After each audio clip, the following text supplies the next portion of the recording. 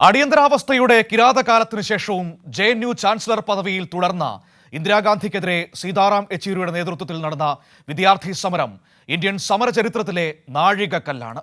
ഒടുവിൽ ഇന്ദിരാഗാന്ധി വിദ്യാർത്ഥികളുടെ ആവശ്യത്തിന് വഴങ്ങി രാജിവെച്ചു. ഈ സമരവിജയത്തോടെ ഇന്ത്യൻ രാഷ്ട്രീയം തിരിച്ചറിഞ്ഞു സീതാറാം യെച്ചൂരി എന്ന വിദ്യാർത്ഥി നേതാവിന്റെ സമരവീര്യം. ഈ വാർത്തയോടുകൂടി ബുള്ളറ്റിൻ പൂർണ്ണമാവുകയാണ്. കൂടുതൽ വാർത്തകളുമായി അല്പസമയത്തിനകം കാവ്യ ചേരും. നമസ്കാരം. അടിയന്തരാവസ്ഥക്കാലത്ത് രാജാവിനേക്കാൾ വലിയ രാജഭക്തിയിലായിരുന്നു JNU vice chancellor BD Nag ചൗധരിയുടെ പ്രവർത്തനങ്ങൾ. സർഗാത്മകതയുടെയും തീക്ഷ്ണമായ ചർച്ചകളുടെയും വിളനിലമായിരുന്ന JNU ക്യാമ്പസിനെ അക്ഷരാർത്ഥത്തിൽ അടക്കി ഭരിക്കുകയായിരുന്നു VC. അടിയന്തരാവസ്ഥയ്ക്ക് അറുതിയായതോടെ കുറ്റക്കാർ ശിക്ഷിക്കപ്പെടട്ടെ എന്ന മുദ്രാവാക്യവുമായി വിദ്യാർത്ഥികൾ സീതാറാം യെച്ചൂരിയുടെ നേതൃത്വത്തിൽ 1977 ഒക്ടോബർ മാസത്തിൽ സമരം ആരംഭിച്ചു. സമരത്തെക്കുറിച്ച് യെച്ചൂരിയുടെ തന്നെ വാക്കുകൾ ഇങ്ങനെ: സമര ദിവസം ഞങ്ങൾ അഡ്മിനിസ്ട്രേഷൻ ബ്ലോക്കിന് മുന്നിൽ നിൽക്കുകയായിരുന്നു. VCയുടെ കാർ ക്യാമ്പസിലേക്ക് വന്നു. അദ്ദേഹത്തിൻ്റെ കാർ തടഞ്ഞിട്ട് വളരെ സൗമ്യമായി ഞാൻ പറഞ്ഞു, സർ, നിങ്ങൾ ക്യാമ്പസിനകത്തേക്ക് പ്രവേശിക്കരുത്. വിദ്യാർത്ഥി പ്രതിഷേധങ്ങൾ കണ്ട് വൈസ് ചാൻസലർ തിരിച്ചുപോയെങ്കിലും യൂണിവേഴ്സിറ്റി അനിശ്ചിതകാലത്തേക്ക് അടച്ചിടാൻ ഉത്തരവിറക്കി. അതിനെ വിദ്യാർത്ഥികളും അധ്യാപകരും ഒറ്റക്കെട്ടായി നേരിട്ടു. 40 ദിവസം കഴിഞ്ഞതോടെ സാമ്പത്തിക പ്രതിസന്ധി രൂക്ഷമായി. സർഗാത്മക രാഷ്ട്രീയം കൈമുതലാക്കിയ യെച്ചൂരി അതിനെ മറികടന്നത് വ്യത്യസ്തമായൊരു രീതിയിലായിരുന്നു.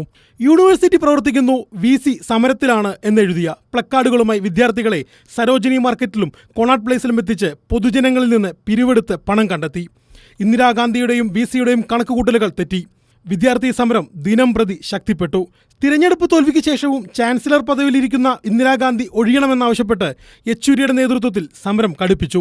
500-ലേറെ പ്രവർത്തകരുമായി സീതാറാം യെച്ചൂരിയുടെ നേതൃത്വത്തിൽ ഇന്ദിരാഗാന്ധിയുടെ വസതിയിലേക്ക് വിദ്യാർത്ഥി മാർച്ച് സംഘടിപ്പിച്ചു. മാർച്ച് വീടിന് മുന്നിലെത്തിയതോടെ പ്രതിഷേധക്കാരിൽ 5 പേരെ കാണാൻ ഇന്ദിരാഗാന്ധി തയ്യാറാണെന്ന് സഹായി വന്ന് അറിയിച്ചു. എന്നാൽ സമരക്കാർ വഴങ്ങിയില്ല. സമരം തുടർന്നതോടെ ഇന്ദിരാഗാന്ധി വീട്ടിൽ നിന്നു ഇറങ്ങി വന്നു. വിദ്യാർത്ഥി യൂണിയൻ തയ്യാറാക്കി കൊണ്ടുവന്ന പ്രമേയം ഇന്ദിരാഗാന്ധിക്ക് മുന്നിൽ JNU union president Sitaram Yechury വായിച്ചു. ഇന്ദിരാഗാന്ധി കൈമടക്കി കെട്ടി എല്ലാം നിശബ്ദമായി കേട്ടുനിന്നു. ശേഷം പ്രതിഷേധക്കാരിൽ നിന്നും പ്രമേയം കൈപ്പറ്റി. ദിവസങ്ങൾക്കകം ചാൻസലർ പദവിയിൽ നിന്ന് ഇന്ദിരാഗാന്ധി ഒഴിഞ്ഞു.